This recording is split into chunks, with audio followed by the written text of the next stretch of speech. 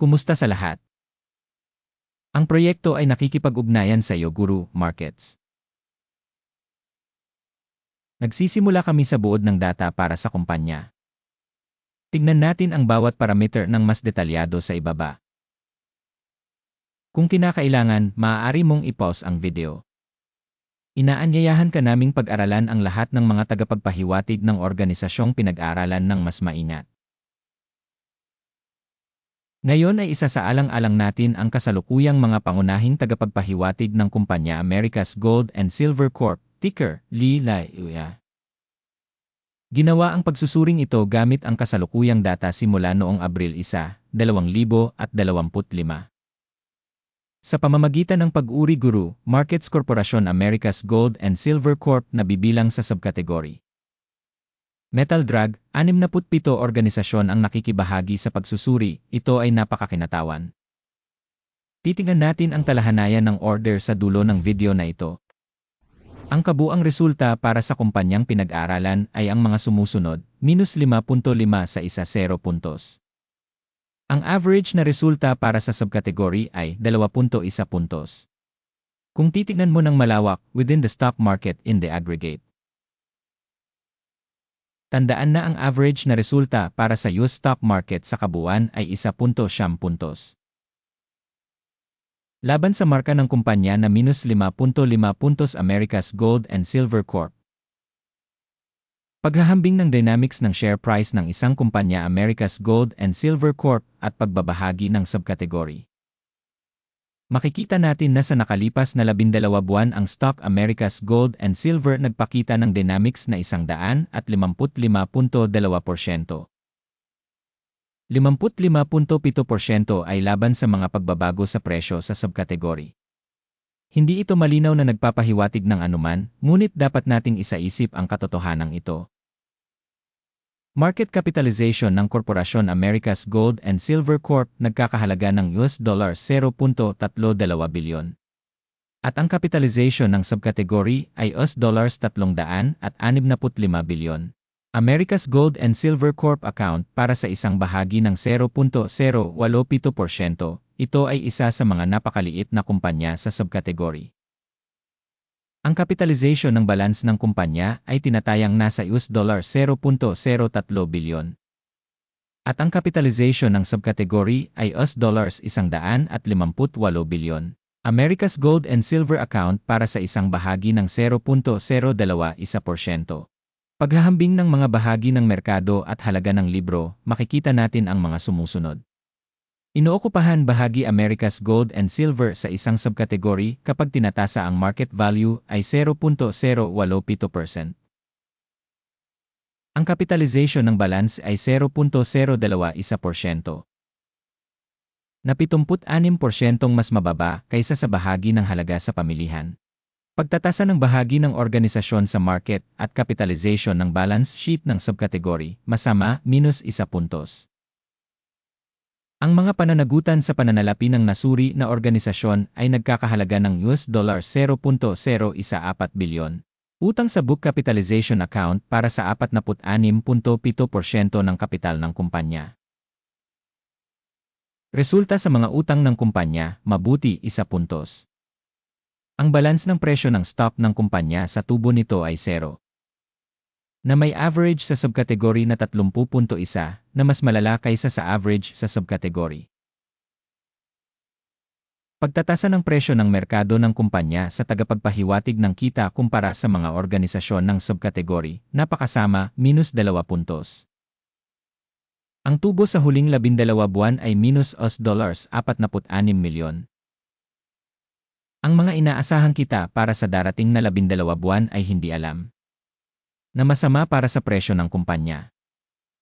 Pagtatasa ng inaasahang mga tagapagpahiwatig ng kita sa hinaharap kumpara sa mga kumpanya sa subkategory, masama, minus 1 puntos. Ang ratio ng halaga sa kita ng kumpanya ay 3.2. Ang average na subkategory na 3.7 ay 14% mas mababa kaysa sa average ng subkategory. Pagtatasa ng halaga ng stock exchange sa kita nito kumpara sa mga tagapagpahiwatig ng mga kumpanya sa subkategory, mabuti, 0.5 puntos. Ang kita sa huling 12 buwan ay US$100 milyon. Ang tinatayang kita para sa darating na 12 buwan ay hindi alam. Masama ito para sa presyo ng kumpanya. Pagtatasa ng inaasahang mga tagapagpahiwatig ng benta sa hinaharap kumpara sa mga tagapagpahiwatig sa subkategory, masama, -1 puntos. Ang margin ng mga benta ay -45.4%, na may average sa subkategory na 12.4%. Ang pagkakaiba sa pagitan ng average na subkategory at pagganap ng kumpanya ay 57.8%. Pagtatasa ng kakayahang kumita kumpara sa mga tagapagpahiwatig ng mga kumpanya sa subkategory, matitiis, -0.5 puntos. Ang bahagi ng kumpanya ayon sa bilang ng mga empleyado sa subkategory ay 0%, na mas mababa sa bahagi ng market capitalization. Ipinapakita nito ang kasalukuyang presyo sa merkado ng kumpanya Americas Gold and Silver Corp. Ang halaga ng kapital sa bawat empleyado ng kumpanya ay $0,000. Samantalang para sa subkategory $3,529,000. Ang pagkakaiba sa pagitan ng average ng subkategory at pagganap ng kumpanya ay 100%. Pagtatantya ng halaga ng kapital bawat empleyado kumpara sa mga tagapagpahiwatig ng mga kumpanya sa subkategory, matitiis, -0.5 puntos. Ang halaga ng kita para sa bawat empleyado ng kumpanya ay $0,000, na may average para sa subkategory na $117,200.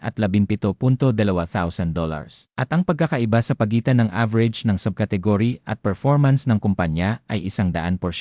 Pagtatantya ng kita sa bawat individual na empleyado ng kumpanya kumpara sa mga tagapagpahiwatig ng mga kumpanya sa subkategory, matitiis, -0.5 puntos.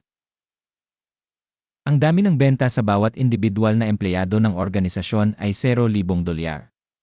Ayon sa subkategory $943,000. Ang pagkakaiba sa pagitan ng average ng subkategory at pagganap ng kumpanya ay 100%. Pagtatantya ng dami ng benta sa bawat empleyado ng kumpanya kumpara sa mga tagapagpahiwatig ng mga kumpanya sa subkategory, matitiis, -0.5 puntos. Ang pagbabahagi ay maikli 1.4%, na may average na subkategory na 1.8%. Ito ay isang pagtatasa ng panganib ng isang maikling pagpisil. Tagapagpahiwatig Res 14 na nagpapakita ng antas na 49% para sa kumpanya Americas Gold and Silver Corp. Habang sa subkategory ang antas ng RC, 14 na, ay humigit kumulang 66%. Technically, mas mataas ang halaga ng shares ng subkategory kaysa sa kumpanya Americas Gold and Silver Corp. Ang kasalukuyang presyo ng pagbabahagi ng kumpanya ay humigit kumulang $0.52.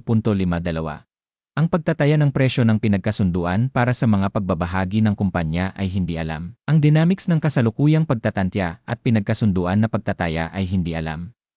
Pumunta tayo sa talahanayan ng order. Ito ay magagamit mo, ang link ay nasa nakapin na komento.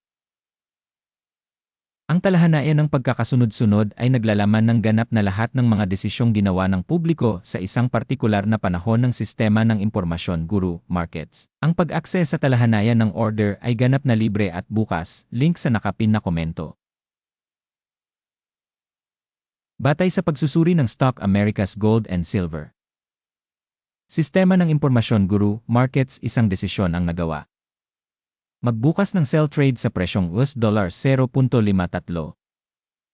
Bukas ang order dahil medyo mababa ang rating ng kumpanya. Ang pagtatasa ng kumpanya ay ginawa gamit ang pamantayan sa pagsusuri ang index ng AKIM. Ang take profit ay nakatakda sa 0.3. Ang stop loss ay nakatakda sa 0.67. Sakaling hindi isinara ang order sa pamamagitan ng take profit o stop loss. Sa kasong ito, independenteng naayos ang order batay sa mga resulta ng pangangalakal noong Mayo 01, 2025. O sa huling araw ng trabaho bago ang petsang ito. Ticker, YES, magiging pangunahing buy order. Ang video sa pangunahing order ay naipublish na sa channel. Kapag isinasara ang isa sa mga order, pangunahing o pagbabalanse. Isa pang order ay otomatikong sarado. Maraming salamat sa publiko sa panonood ng video na ito at sa paggamit ng information system mula sa Guru Markets.